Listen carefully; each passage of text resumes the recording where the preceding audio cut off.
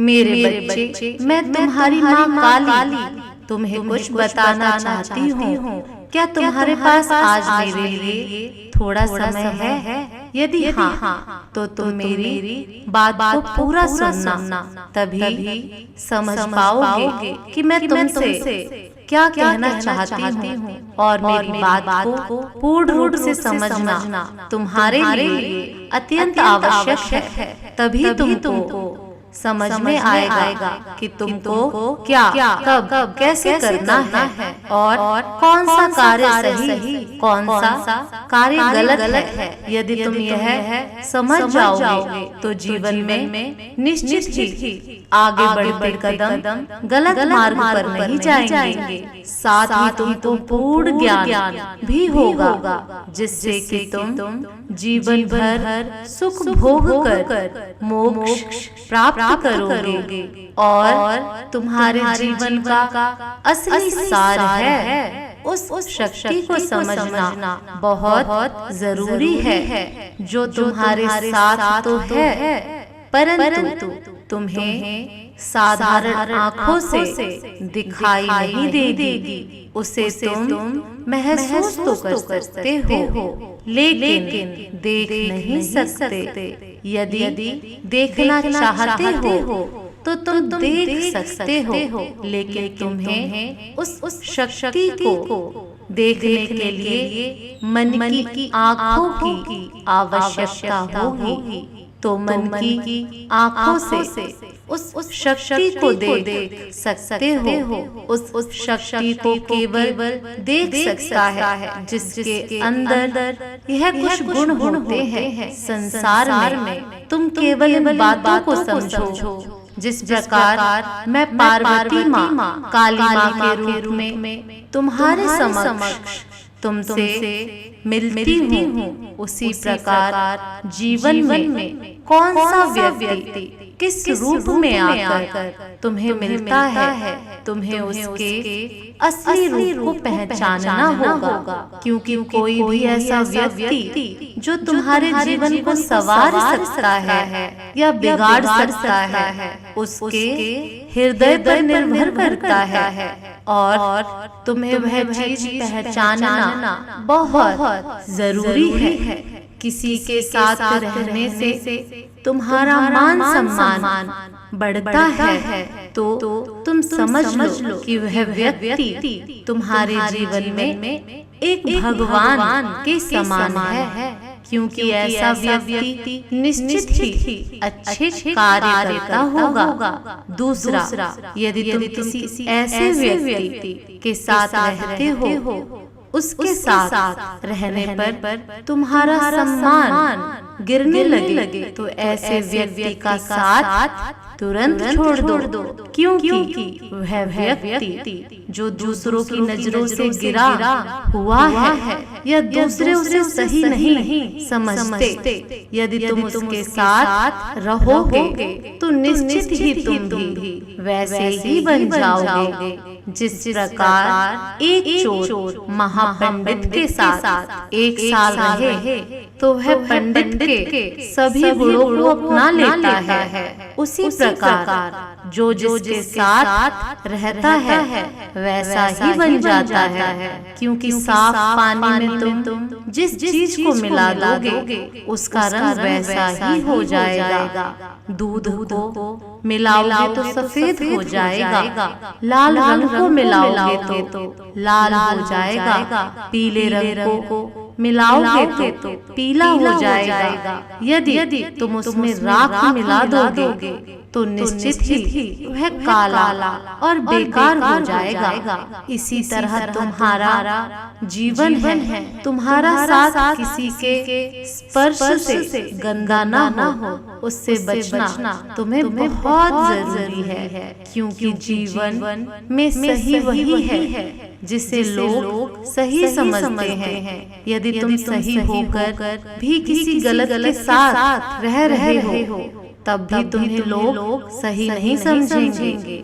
और संसार की नजरों से गिरा हुआ व्यक्ति निश्चित ही अपने सम्मान को खो बैठता है और उसके साथ ही अपने मन के संतुलन को, क्योंकि जब तुम्हारा सम्मान ही नहीं रहेगा तो तुम पूरे संसार में कमाए हुए धन का क्या करोगे? प्राप्त की हुई चीजों का कैसे इस्तेमाल कर पाओगे?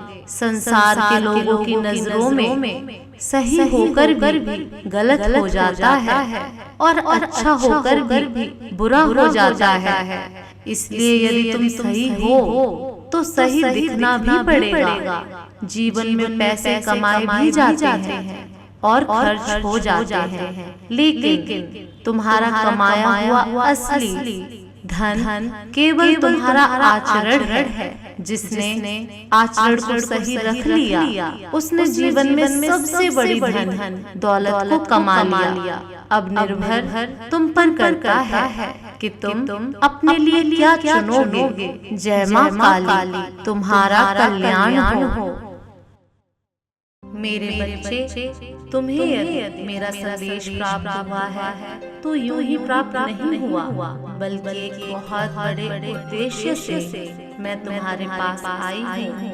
जो बताना चाहती हूँ वह बहुत ही बड़ी बात और गहरी बात है। इसलिए तुम इस बात को अनसुनी मत कर देना और ध्यानपूर्वक सुनना, क्योंकि जो बात मैं तुम्हें बता नहीं पा रही हूँ जीवन से बहुत ही गहरे राज जुड़े हुए हैं तुम्हारे।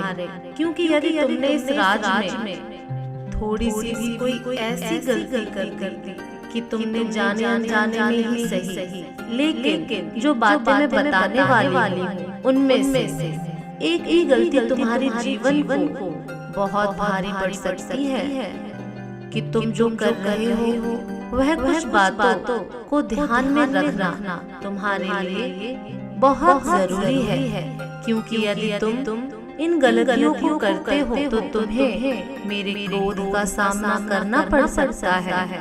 मैं तुमसे क्रोध करना नहीं चाहती, इसलिए मैं तुम्हें पहले ही समझाने आई हूँ, जिससे कि तुम उन गलतियों को ना करो। यह देख कर रहे हो काम को रोक लो मेरे बच्चे, क्योंकि यदि मैं तुम पर क्रोध करूं तो एक माँ अपने बच्चे पर क्रोध करती है तो बाद में पछतावा माँ को भी होता है। लेकिन यदि तुम कोई गलती करोगे तो क्रोध करने का मेरा धर्म बनता है, क्योंकि कुछ गलतियाँ ऐसी होती है इनकी माफी आपको आराम से मिल जाती है, क्योंकि वह इतनी बड़ी गलतियाँ नहीं होती। लेकिन जीवन में कुछ ऐसी गलतियाँ यदि तुम कर देते हो तो तुम केवल मेरे क्रोध का ही सामना नहीं करते, बल्कि जीवन में तुम्हें कभी इन गलतियों की माफी नहीं मिल पाती है। इसलिए आपको यह विशेष ध्यान रखना है मेरे बच्चे कि कौन सी गलतियाँ ऐसी हैं जिनको तुम करते हो तो तुम्हें कभी माफी नहीं मिल पाती। उन बातों को जान लेना तुम्हारे लिए बहुत जरूरी है।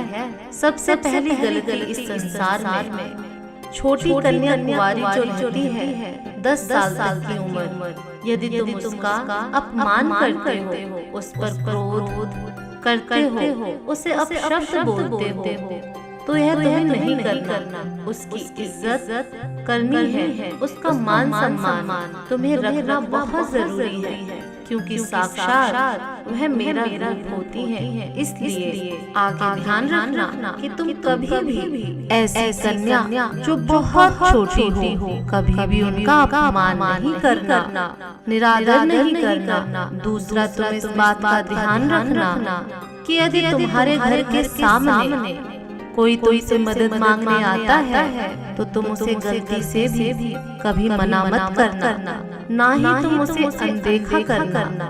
अगर तुमसे हो सके तो तुम उसकी मदद कर देना।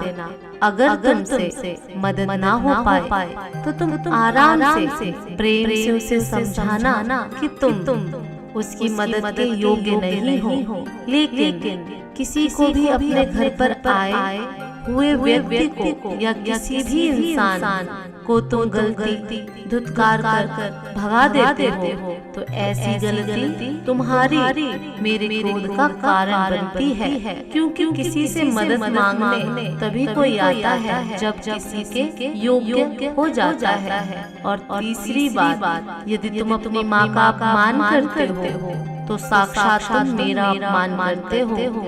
अगर तुम ऊंची आवाज में बात करते हो या उनसे कुछ भी ऐसे अपशब्द बोलते हो जो कि उनसे बर्दाश्त नहीं होते, उनके हृदय को तुम्हारी कहे हुए शब्द चुभने लगते हैं और वह अपने आंखों में आंसू ले आती है। तुम्हारी बोलने के कारण तो मेरे बच्चे, इससे बड़ा पाप कुछ भी नहीं हो सकता, क्योंकि तुम्हारी जन्म देने वाली माँ और मुझ में कोई अंतर नहीं। एक तरफ तुम मेरी पूजा करते हो और दूसरी तरफ मेरे द्वारा भेजे हुए इस धरती पर जिसके द्वारा मैंने तुम्हें भेजा है उसका अपमान करते हो, तो तुम्हारी की हुई गलती हो रही है। ऐसा करते हो तो तुम्हें निश्चित ही मेरे क्रोध का सामना करना होगा। और अगर इन 13 गलतियों को तुम नहीं करते हो तो मेरे बच्चे, मैं तुमसे बहुत प्रेम करती हूँ। मैं तुम पर कभी भी ना तो क्रोध करती हूँ और ना ही करना चाहती हूँ। मैं नहीं चाहती कि मैं अपने बच्चे के ऊपर क्रोध करूँ।